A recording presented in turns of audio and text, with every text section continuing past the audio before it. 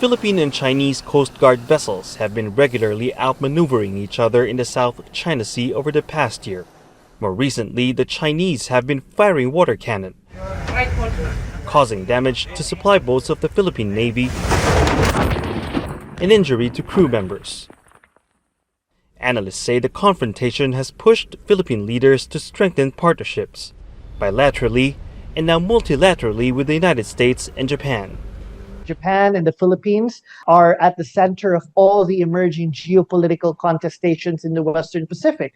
You have the East China Sea, the West Philippine Sea, and at the same time cross-strait relations.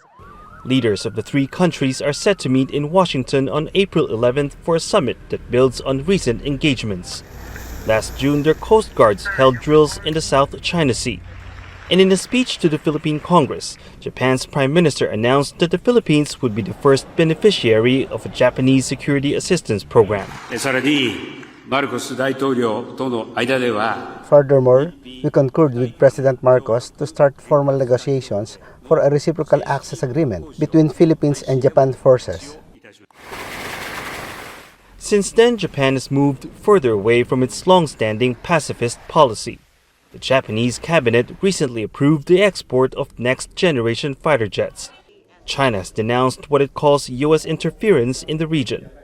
The US has travelled halfway around the world to China's doorsteps to form exclusive circles, flex muscles and make provocations.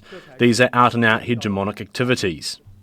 Chinese Foreign Minister Wang Yi embarked on his own charm offensive last month with a visit to New Zealand and Australia, as U.S. Secretary of State Antony Blinken attended the Summit for Democracy in South Korea and reaffirmed U.S. defense commitment in Manila.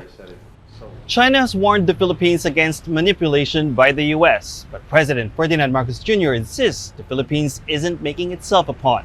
He says he's building alliances with like-minded countries to advance a shared interest for a free and open Indo-Pacific. Barnaby, Al Jazeera, Manila. Make sure to subscribe to our channel to get the latest news from Al Jazeera.